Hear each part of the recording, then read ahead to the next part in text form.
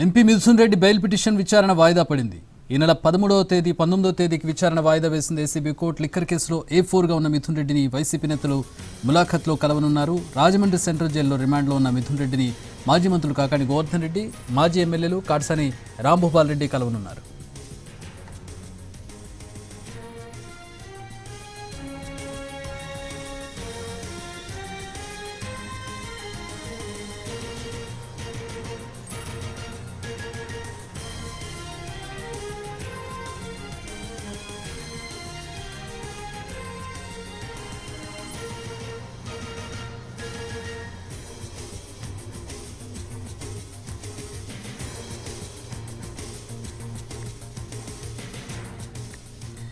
ఈ నెల 19వ తేదీకి మిథున్ రెడ్డి బెయిల్ పిటిషన్ విచారణ వాయిదా పడింది ఏసీబీ కోర్టులో. లిక్కర్ కేసులో A4గా ఉన్నారు మిథున్ రెడ్డి.